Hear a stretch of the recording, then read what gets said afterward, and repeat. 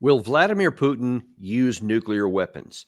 That has been one of the questions that's been vexing many in the West from the beginning. And at the first, in 2022, a lot of people were concerned about that. They wanted to go carefully. And then as alleged red lines were crossed and the months and months that kept passing on and new weapon systems and more sophisticated Western weapons found their way onto the battlefield, nothing ever happened. No nuclear weapons were used. So a lot of people think, well, they're not going to use them anymore. But there have been a growing number of comments and actions coming out of Russia, specifically out of Vladimir Putin, as well as some developments on the battlefield on both sides of the line that are starting to cause some to be even more concerned. And I think a lot of this is catching the West by surprise. And one of the reasons why we love to do this Daniel Davis deep dive is because we're going to bring you things that you're not getting on major news networks. And this is going to be one of those cases here where many people are going to be surprised by some of the things we talk about here and some of the evidence we physically provide. And one of the great guests we have on our show to try and unpack some of this, especially when it has to do with the Russia-Ukraine war, is Colonel Jacques Baud, former member of the Swiss Strategic Intelligence Service, former NATO member, former armor officer, and just an all-around intelligent guy. Welcome back to the show, Colonel. Thank you. Thank you for having me back to the show. Thanks. And you know, sometimes I wish we could just have some just pleasant conversation, reminiscing about some things that are on a pleasant level or so. It seems like we're always talking about, you know, potential destruction of the world or whatever. And unfortunately, this is going to be another one of those. But it's really important, I think, to get to the truth of what's going on, to truly understand what's at stake, and where some of our policies and our current actions might take us and how we need to change directions. And I think that's absolutely vital that we do. I want to start off talking, first of all, about some of the things Putin has said very recently, because a week or so ago, the United States announced that it was going to deploy intermediate ballistic missiles on German territory, which as I understand is a result of our getting out of the one of the ABM treaties. I think it was anti-ballistic missile treaty, which we got out of and said, oh, it's antiquated. We don't need to do it anymore. And now then we're talking about introducing a new level of missiles into Germany.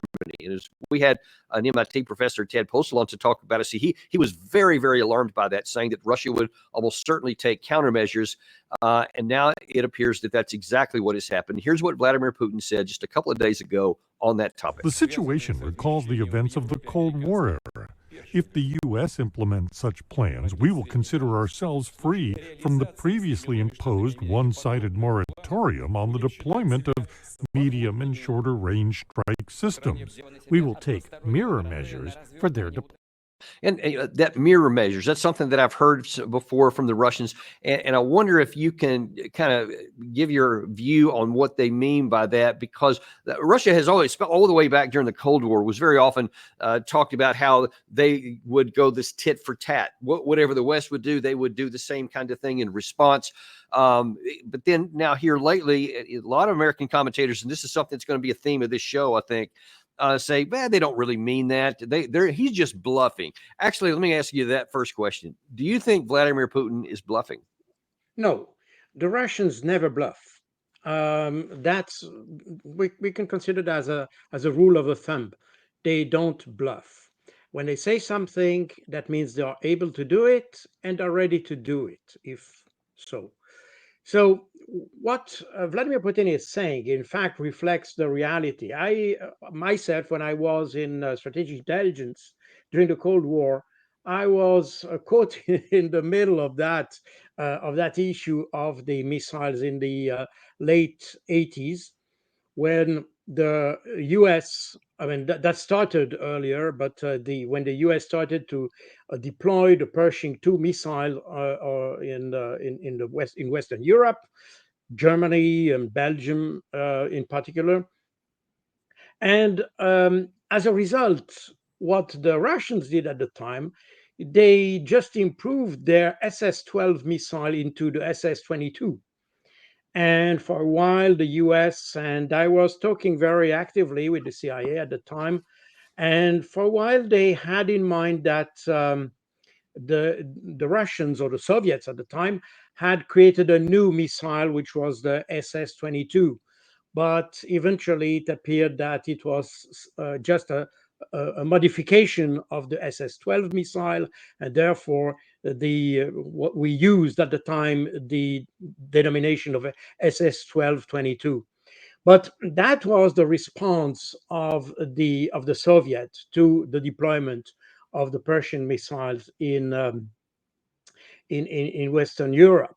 So my view is that I don't know exactly what the Russians have on the shelves that they could deploy, or I mean, equivalent weapons to the missile that the U.S. wants to deploy. I mean, they would like to deploy hypersonic missiles that they don't have.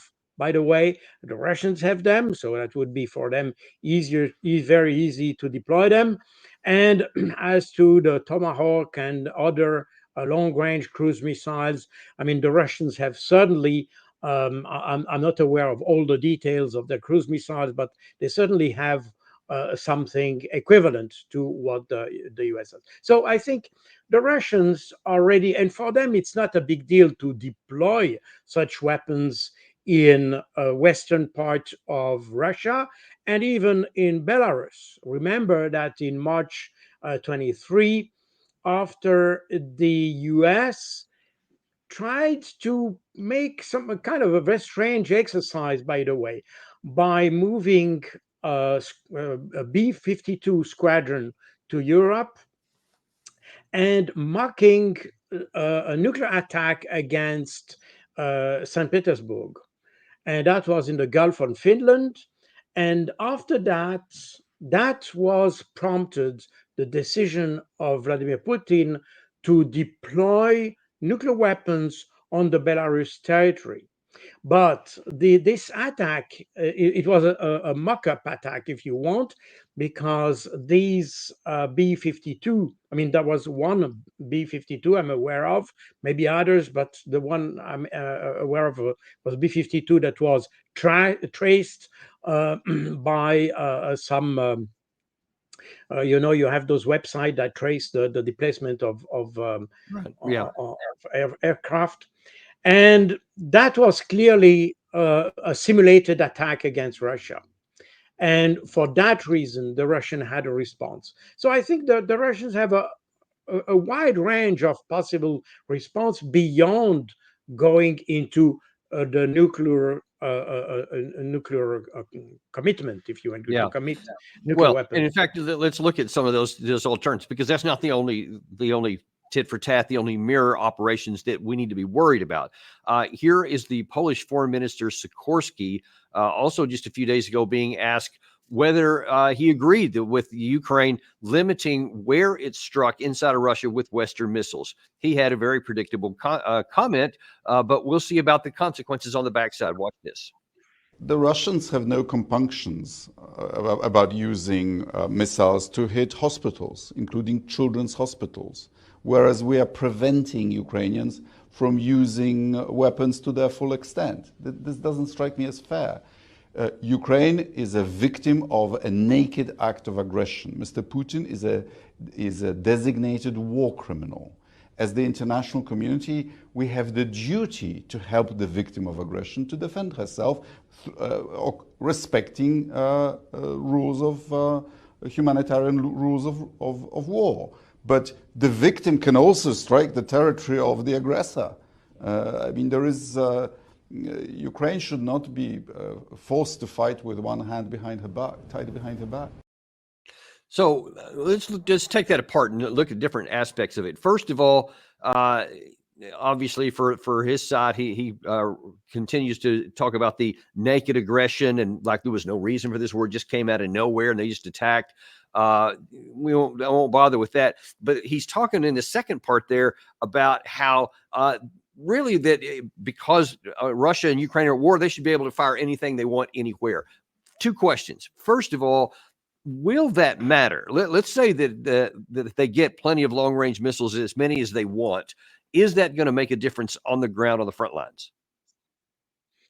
Oh, that will not make any difference. By the way, when we talk about nuclear, I mean, the use of nuclear weapons, in the Russian doctrine, this is stated extremely clearly that this kind of weapon can be used only if there are existential issues related to the state of Russia. Meaning that if it is a threat against, let's say, bombing or artillery fire, whatever, on Moscow, on the government or institutions, fundamental institutions, or if they are a threat against the against items that could prevent the use of nuclear weapons, by the way. That's why, for instance, attacks against early warning radars and things like this could lead to something very serious, because that might be considered by the Russians as existential. But what happens on the ground in Ukraine is not considered as existential. Not even the territory, which is considered as Russian, like the four regions or oblasts that Russia occupies partially, or mostly partially, like Kherson, Zaporozhye, Lugansk, and Donetsk, including Crimea, by the way. This is Russian territory, but even an attack on this part of the Russian territory is not considered as existential for the for the Russians. Right, What right. But That's what very important. sure, yeah, and I'm going to get to what some of the things that might be a nuclear trigger subsequently, but even keeping it at the conventional level, keeping it with the concept of mirror for mirror move, what might Russia do if these missiles, especially if they go further up into mainland Russia? No, if we are. I'm not sure about your question. If it's a mirror reaction to the deployment of nuclear weapons in Western No, Europe. no. I'm sorry. I'm talking. He was talking about that Ukraine, the Sikorsky, was that Ukraine missiles, long range missiles provided by the West, should be free to fire anywhere into Oh, Russia yes, no. mainland. So that's what I'm talking about Sorry, on a conventional sorry, level. I misunderstood the question. But no, in that case, they have enough conventional missiles to as a response to this. I mean, they have those hypersonic missiles that we have seen in action since the very first weeks of the war, and so the Russians have a wide range of arsenal and a wide range of missiles that they can use as a response to any kind of attack. And I'm not sure that even if they'd say ATACMS missile would be used, and even if they would be used against, let's say, Moscow, for instance, or let's take the Scalp or Storm Shadow cruise missiles, they might be in the range of Moscow. But I'm not sure that even those attacks might not be considered as existential or existential enough for nuclear weapons. And the Russians have enough weapons to reply to this kind of attacks. They would intensify the attacks against the the Russian, let's say, cities and installation. You can see, for instance, that the attack that was mentioned by the Mr. Sikorsky on this hospital. I will not discuss the matter whether it was a Russian or Ukrainian missile, but the interesting fact is that this event occurred during the attack of the Artyom production facility, which is a military production facility, and that means, and it's a rather big, by the way, in Ukraine, in Kiev, and that was the objective of the attack, of the Russian attack. That means that the Russians have a wide catalog of possible objectives, and they use this catalog with to increase the pressure, if you want. And that's exactly what we have seen also in the Odessa region and in other cities. And the same happened, by the way, on the power grid. You could see that the items that were targeted were very benign at the very beginning, even if our media didn't even tried to make the difference. But in reality, the items that are targeted changed in importance. And recently, we have seen the Russians targeting um, objects that have more relevance for the overall economy or the war economy, because the fact of the matter is that now the Ukrainian economy is a war economy, meaning that there is no longer as such a civilian objectives, because when you target, let's say, a power production plant, for instance, then it feeds the war economy. Yeah. Therefore, it is considered as a military objective. So we have this whole range of targets that the Russians have. I mean, that's very comparable to what the US had done during the Cold War to target the USSR.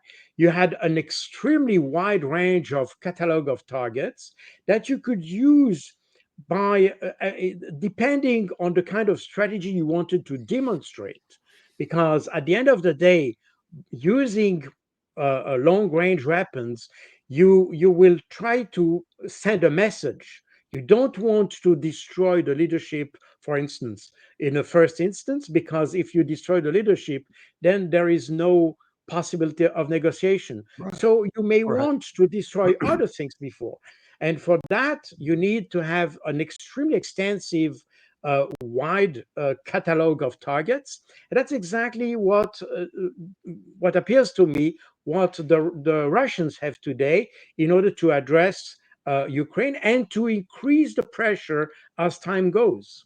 Right. So I'm going to show here in just a few minutes some very recent activity by the Russian side and where things may be going in the near term here. But because of the relevance on the backside of this to the potential for nuclear escalation, I want to show you a couple of things that that Putin has said in one that was several months ago, earlier this year, another one relatively recently.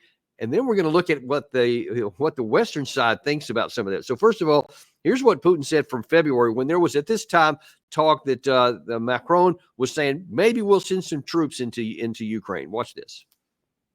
They're talking about the possibility of sending NATO military contingents to Ukraine. But we remember the fate of those who once sent their contingents to our country. But now the consequences for possible interventionists will be much more tragic. We also have weapons. They know about this. As I just said, we also have a weapon that can hit targets on their territory. And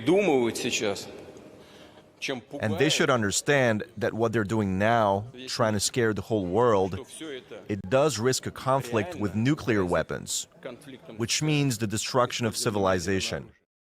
So on the one hand, he's sitting there saying, hey, we got weapons and we're going to use them, especially if you start sending troops into us, which I think starts to touch on that issue you mentioned about the possibility of an existential threat because of a much larger NATO force potentially if it came on there. But then the second part is he recognized that if it's used, it's literally possible for the annihilation, not just of Russia, but of mankind. And yet he still seems to say pretty emphatically, we're willing to use them. Oh, that's probably not exactly how we should read it, because, first of all, as we had in the Cold War, we had those tactical Frog 7 missile, for instance. There were those tactical nuclear missiles. And then you had the Scud, which was considered as an operational level type of nuclear weapon. And then the other missiles, of course, the strategic ones. But as of today, the Russians do not consider tactical nuclear weapons as such. They have strategic and non-strategic weapons. And those non-strategic weapons, they can be used on the European territory. It's important for them to signal this, because if they use non-strategic weapons, that indicates that the US would not be threatened. And therefore, it's an incentive for the US not to enter in an all-out nuclear war. So this distinction is very important. But in the sub-strategic level range, don't forget that the Russians have now a type of weapon that the West doesn't have, and namely these hypersonic missiles that in fact are a substitute for these tactical nuclear weapons that we had during the Cold War. And the fact of the matter is that these hypersonic missiles are not nuclear, meaning that they might trigger a nuclear response, but they also might not trigger a nuclear response. And that's a fact, some kind of ambiguity that is conveyed through these type of missile. But it's very important to note the importance of these long-range, non-nuclear but very precise and hypersonic missiles, because they are not nuclear, meaning that they will not prompt a nuclear response, or let's say they will not prompt automatically a nuclear response. That's very important to note, and that's what Vladimir Putin is mentioning. By the way, we also have to remind that since the beginning of the special military operation, the Russians have never addressed the nuclear issue at first, meaning even on the 24th of February 2022, as the Russian launched their operation, the first to mention nuclear weapons was the French Minister of Defense. And he said on that very day that Russia should be aware that NATO is a nuclear power. And I think that was the same day, or maybe the day after, that that was Liz Truss. I think she was the foreign minister of the UK. She mentioned also the use of nuclear weapons. And after that, the Russians decided to mention the nuclear weapon, and they even increased the level of preparedness of their nuclear forces. So, meaning that the Russians and they planned a limited operation. I mean, limited to Ukraine, which is a huge country, I agree, but it's still limited to Ukraine. Yeah. They never implied and never said, never implied in any way that they would attack other countries. I mean, the reason and the grounds, the reasons for attacking Ukraine were clearly stated, and the rest is only Western fantasy. That must be said also.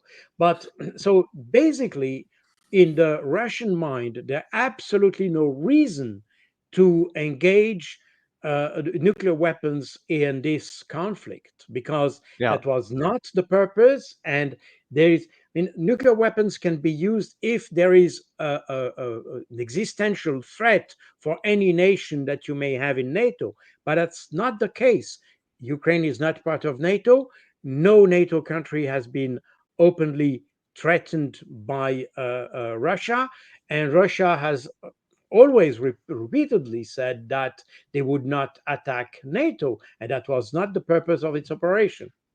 Right. So, and here's one of the part of the problems I think I see from the West is whether it's Liz Truss when she was the foreign minister, or very briefly the prime minister, or any of these other people that say this, like Ben Hodges, which I'm going to show in just a second, is that they have calculated that they think that there is no risk that Russia would ever use them because of what may happen. I want to show you here. This is something fairly recent by Ben Hodges. We're going to hear from him here in a minute.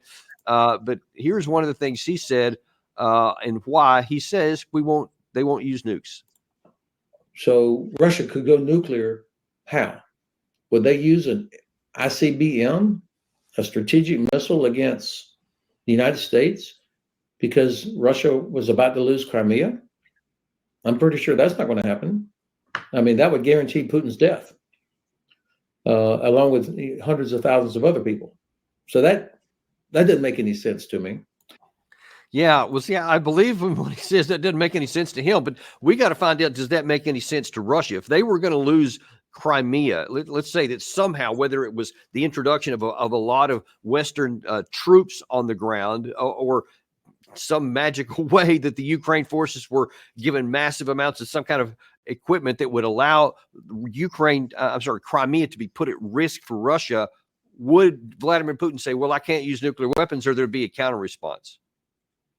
Oh, I don't think so. Again, Crimea, even if it's retaken by Ukraine, including with the help of NATO, it's still not an existential threat. Remember, I mean, the Russians, probably more than the Westerners, by the way, are very aware of the risk of escalation that can be prompted by the first use of nuclear weapon. So the whole thing is that definitely the Russians have made. I mean, they gave some indications that they would adjust their doctrine, because so far they had a no first use doctrine. But remember that in 2022, if I'm not wrong, Joe Biden decided to abandon the no first use of nuclear weapon by the US.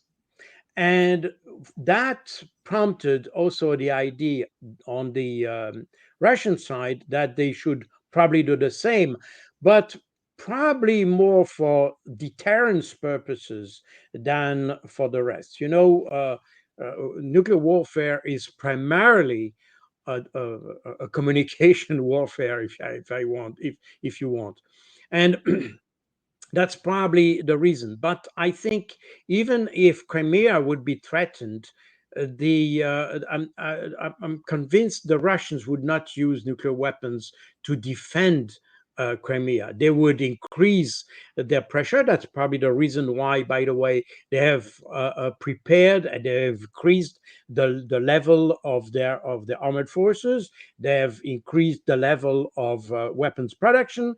They have increased the manning of their troops, because what has not been said, but at the end of 2022, Vladimir Putin decided that the overall strength of the Russian forces would be increased to reach something like 1.3 million. I might be wrong on the figure, but I think that would be the nominal strength of the armored forces, while at the before that it was something that just below 1 million. And he decided this at the very end of 2022, meaning that the Russians are preparing since then for an armored force which can be used for a broader type of a commitment, broader than the special military operation. And that's something we have to keep in mind, that the Russians. Right. Yeah, sorry. Yeah, I was going to say that actually leads right into one of the next things I wanted to talk about. What's happening right now, and Gary, if you could throw that first series of headlines up there. These are just some things that have been happening recently. Is number one, why are Russia carrying on huge naval drills? They have conducted a second mobile nuclear missile launcher drill this month. And now then there's reports that Putin is doubling signing bonuses for volunteers to fight in Ukraine, which is adding to the number reportedly already around 40,000 per month, which they're adding to, which is building that force, which my understanding is supposed to go to 1.5 million is what they're shooting for there. But that is also coming against a Ukraine that is continuing to be weakened. And Gary, if you could throw that next one up there as well. This is very recently from the New York Times and Washington Post. These next few here, Russia punches through weakened lines in eastern Ukraine. What the part of that pullout says, military analysts say that the swift gains reflect Moscow's improved ability to exploit cracks in Ukrainian defensive lines, which have been thinned by manpower shortages and strained by relentless Russian attacks along a more than 600-mile front. In recent months, the experts say Russian forces have increasingly focused on identifying weakened and poorly organized Ukrainian units before breaking through by throwing scores of troops into armored vehicles into the battlefield. So while you have Russia building up its forces, they're getting more and more into Ukraine by General Sirski's claim in the Guardian last week. He said he believes that there by the end of this year, there could be as many as 700,000 Russian troops inside of Ukraine. And so you have more and more evidence that Russia is getting ready for something big, it appears. But to your point there, and one of the concerns is, are they limited to that? Are they limited to just taking these 4 oblasts here, or do they have bigger appetites now? I'm not sure they have bigger appetite, but they may feel to be forced into a larger ambition, if you want, because they realize that the West is not pressing for negotiation. And therefore, as I said already, there are 3 ways this conflict can end.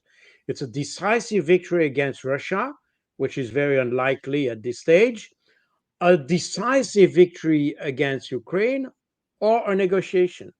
Now, what we see from the West, especially Western Europe, is that they are trying to discourage Ukraine to engage into negotiations, meaning that we are heading towards a situation where the only solution to the conflict will be a decisive victory of Russia against Ukraine. Whatever decisive means. Does it mean the occupation of Kiev, the destruction of Kiev? I don't know. I don't have. I'm not in the planning of the Russian General Staff. I have no idea. But definitely, we are. I mean, the West now, by preventing Ukraine to take some steps for negotiation, the West is in fact pushing the Russians to go into a decisive victory. Now, how this will unfold, I don't really know. What I see is that we have this increase in forces in eastern Ukraine. That may indicate 2 things. First of all, we have to remember that unlike the Ukrainians, who cannot afford to rotate troops because they don't have any reserve and they are not able to rotate their troops, the Russians are very keen to rotate their troops because this prolonged war has also some effect on the mood of the Russian population, and so for many reasons, and also to have more fresh troops on the front, so they will favor more rotation of the frontline troops. That's one thing. Another explanation is that what they are doing now is to weaken the Ukrainian down to the point that the Ukrainian defense will be so weak that they can launch a very large offensive, probably not up to Kiev, because Kiev will be extremely demanding to take over, but probably to have a situation where the Ukrainians are forced to negotiate. There will be no alternative for them than just negotiating, and that might include the seizing, for instance, Odessa. Some that was mentioned several times, and this is quite probable because if you seize Odessa, that means Ukraine will be without any access to the sea, and a large part of its economy would just crumble. And if you add to this that the quotation, the FC quotation of Ukraine, just went down to sea just a few days ago, and that means that default is inevitable. That means that we are in a situation that Ukraine would not survive, and not just militarily, but also from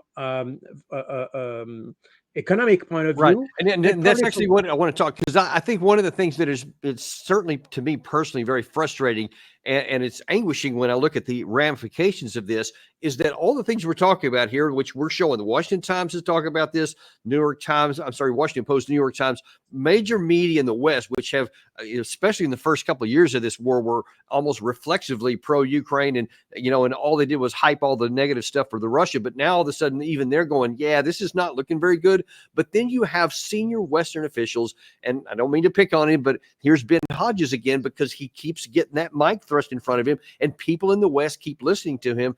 And instead of recognizing the need for that negotiated settlement to save more of the Ukrainian lands, he says stuff like this. What's your current analysis of Russia's offensive? It's dead. I mean, there's nothing they can do. They do not have the ability to knock Ukraine out of the war. Now, they're going to continue losing 1,000 soldiers a day because they don't care about their own casualties. I don't know that they can go another 2 years like this. I think that Russia is doing what they can right now, waiting for us to quit, hoping that a Trump administration will make their life easier, hoping that Ukrainians will finally quit. I think that's the best they can do right now.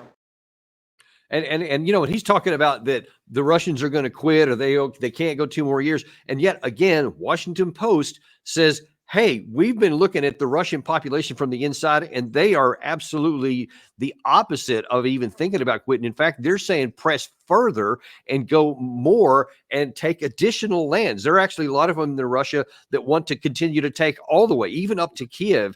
And the population is completely behind Putin right now. That's why they're able to continue to recruit, not a forced mobilization, these people. So with all of these signs, why in the world would the West ignore them all and keep advocating that the Ukraine fight on the ground a battle that I don't think can be won? Well, that's a situation. I mean, since the beginning of the war, we have heard the same judgment, like Ben Hodges and so on, repeat always the same thing. And in my first book on this, the military operation, that was Operation Z, I described exactly what we are witnessing today. And the book was published in October 2022. And that was absolutely no miracle, because the problem is that the defeat is not a problem of equipment, basically. I mean, equipment obviously plays a role, as everything plays a role in a conflict. But the main problem is that the Ukraine had not the right, if you allow me the expression, had not the right software, the right doctrine, the right command and control system to address this kind of problem. And for that reason, we could anticipate that they would fail, simply because the Russians are much more flexible in their approach to the battlefield, to the battle, simply, than the Ukrainians. The Ukrainians are too much influenced by NATO. NATO is not as flexible as people think. The Russians are much more flexible in their military thinking and in the way of addressing the battlefield. They are much more flexible. I mean, they adjust to the circumstances. They adjust the command structures, and we have seen that in the past. In the West, we consider that as a weakness, but in fact, it's just the adjustment to a better situation. Remember that the Russians have attacked Ukraine with 3 different armies. In fact, the Russian army, the Donetsk, the Popular Republic of Donetsk army, and the Republic of the army of the Popular Republic of Lugansk. These are 3 different armies. They were different line of commands, so they had to be coordinated. They were not under a single command, and that's very important to understand. And after that, as of October 2022, the Russians started to merge these units, because they declared, after the referendums that we had in September 22, these armies of Lugansk and Donetsk were then considered as Russian armed forces, and therefore were integrated into a unified command. That was not portrayed as, or better said, that was portrayed as a weakness by the West. But in fact, the Russians were simply adjusting the command structure to the new the new realities on the ground, and they Yeah. are doing that constantly.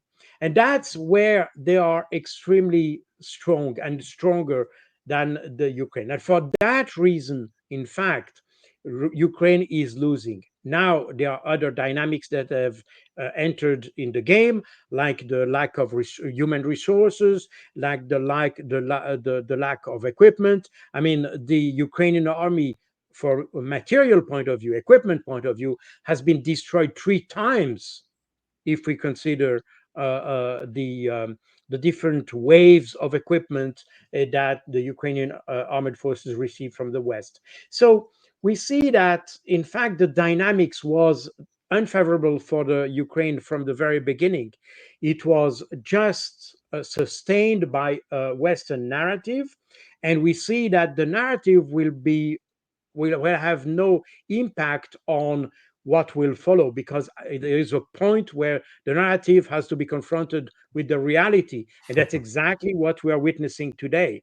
Yeah, and That's and I want to point something you said there. I think it needs to be highlighted, and that is that so much of Ukraine capacity has been destroyed. Not just the troops they've lost, but the equipment as well. So first, we had this huge build up before the 2023 summer offensive from the Ukraine side. There was literally thousands of combat vehicles of various types from all different European and United States countries. And then we saw it broke its teeth on the first line of the 5 Surovikin lines, and they didn't even penetrate that fully. Now then, we see that the next big batch came in. I guess it finally happened in April of this year, when the United States passed a $61 billion defense budget. And at the time that was passed, you had this particular article here was talking about how that's going to change the tide. That's going to turn things around. This is in April. And it said that the $61 billion aid package absolutely will make a difference. Former U.S. Ambassador to Ukraine, William Taylor, told Axios it will give the Ukrainians time and resources to refit, retrain, rearm, and refresh army units in preparation for a counteroffensive later this year or early next year. And now that you've seen, since that came out, not only has nothing happened positive, it didn't stabilize the front. It continues to fall apart. And now here in the last couple of weeks, there's been some even more larger moves by Russia across the whole line of contact there. So the 2023 one didn't do anything. The one from April of this year didn't even slow it down. And now that it's the enemy side, the Russian side, is picking up steam. So upon what basis does anyone in the West want to keep hoping that there will be an offensive later in 2024? I mean, that just seems beyond the hyperbole. This is wishful thinking. I mean, in my previous book, I mean, not the one which is behind me, The Russian Art of War, but I had a second book on the war in Ukraine. I added up all the number of tanks that Ukraine had and received from the West since the beginning of the special military operation. And if you add up all these figures, you will see that Ukraine had 3 times the number of Russian of the tanks that Russia committed to the theater of operation in Ukraine. So that means that beyond the number of equipment, beyond the quality of equipment, the quality of the command and control is essential. And that's what, in fact, what is missing in Ukraine at the end of the day. So you can make if you calculate the figures and you do some kind of beans counting, you will not reach the truth, because the reality is that command and control is essential, and that's exactly what is lacking in Ukraine.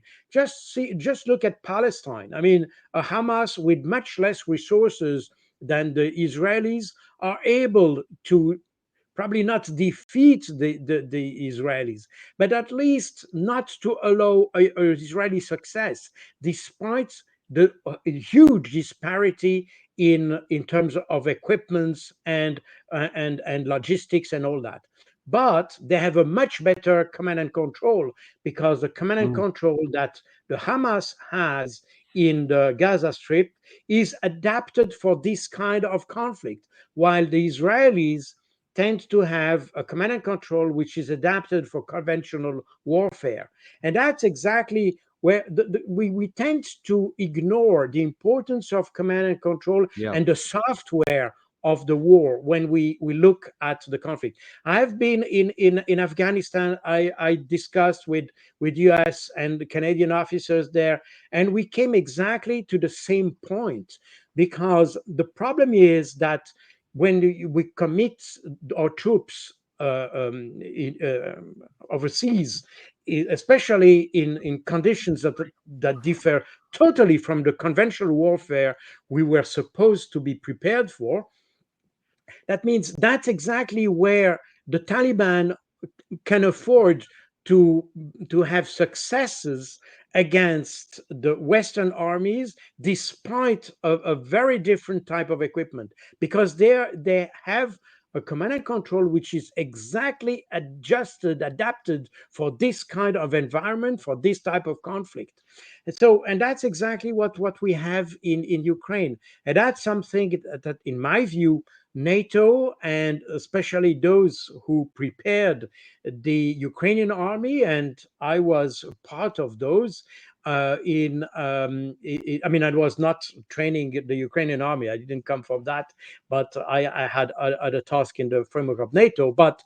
Um, but I was part of this effort of NATO of, let's say, upgrading the level of the Ukrainian army. But already at that time, I noticed that we hadn't captured the essence of the warfare that had been conducted in 2014 in Ukraine, and therefore we didn't prepare the Ukrainians for the right type of warfare, and that's exactly the result. Is exactly what you see today. Yeah. So Let me ask you something. In the amount of time we have left here, let's say that things play out the way that they logically will at some point, whether sooner, whether later, and that is that the Ukraine side continues to lose. And let's say, for the sake of argument, for the moment, let's say that the worst case scenario unfolds for Ukraine, and either Kiev falls or it's in danger of falling. Kharkiv, perhaps Odessa, are gone too, because we didn't stop and negotiate. Here's the big question: is what would NATO do then? Because if you see the likes of Foreign Minister Sikorski from Poland making a lot of these statements, you have certainly a lot in the Baltic countries already talking about they want more aggressive NATO policies on here. There's been reports that U.S. armor has been on the move to the east here in the last few days. What concerns you about what NATO may do if Russia eventually wins the war? This will be a political defeat for NATO countries and Western Europe, but NATO will not commit to war because, first of all, Ukraine is not a member of NATO, and for that reason, for that precise reason, you have all these bilateral agreements between Ukraine and individual NATO countries, including Poland, France, and Slovakia, and so on and so forth. So all the help that is sent to Ukraine happens under the auspices of these bilateral treaties, not under the auspices of NATO. By the way, when I was mentioning NATO before, and I was talking about NATO helping to upgrade the Ukrainian army, it was not done under the flag of NATO as such. It was done under the flag of the Partnership for Peace, because again, Ukraine and myself, by the way, as a Swiss officer, we were not member of NATO, but member of the Partnership for Peace, or the Council for the Partnership for Euro-Atlantic Partnership. Here we go. And that's that under this flag, the Ukraine was helped. So it was not even NATO as such. And that's very important to understand. NATO, as a command structure, was not directly involved in all that and will not be involved. I mean, unless there is a significant change. But I think that even with the current administration in the US, because at the end of the day, the one who will decide or will say yes or no, or have the veto rights, will be the US. But I'm not sure that the current administration and whatever the administration will be in the future, most probably, or I mean, most probably, I don't know, but possibly the Trump administration, I'm not sure they would be willing to engage NATO for the defense of Ukraine, which is, by the way, which would be almost a hopeless type of conflict. Right. So that would be a defeat defeat such as Afghanistan. It's very important to understand that for Afghanistan, for instance, when the Trump administration negotiated with the Taliban the agreement for the withdrawal, if this agreement had been followed by the Biden administration, we wouldn't have this mess. The problem is that Biden didn't want to follow the plan that was accepted by both sides, Taliban and the US, and he wanted to delay that, meaning that the Taliban said, well, hey guys, we have an agreement. You don't respect the agreement. We were supposed to disband, you were supposed to leave by May, and now it's August, or you decide it's August. No, it's, and that's the very important thing. So we have here to be very careful about the role of these administrations. I mean, when you pass from one administration to another one, I suspect there should be a transmission of the duties that respect all the agreements. So I don't know what Trump will do, but assuming, and if I read what J.D. Vance just said and what Trump said, I think the U.S., I mean, the future administration, or the possible future administration, has no intention to continue to spend money in a black hole, in a word, because that's exactly what it is. That's it's a exactly black right. hole. And I assure you they're not. I have it on good authority from people who work on the inside of that administration or that campaign, and they assure you that that is correct. Well, listen, we really appreciate you coming on today, and as always, giving us this breadth of information and knowledge about how things are going to work out here and just what the reality is. So thank you so much for coming back on today. It was my pleasure. Thank you very much. Thank you. And speaking of the potential next administration, we've got a show coming up at 3:30 this afternoon on what would a President Kamala Harris do with her foreign policy specifically, and how would they respond to Israel? Is there serious friction ahead? A lot of interesting thing here. We're going to have another one of my colleagues from Defense Priorities on to talk about that. And then on Thursday, we've had the ever popular Doug McGregor back on at 11 a.m. Definitely looking forward to that. Put that on your calendar. Be sure to like and subscribe so you don't miss any shows like this. And we'll see you on the next episode of Daniel Davis Deep Dive.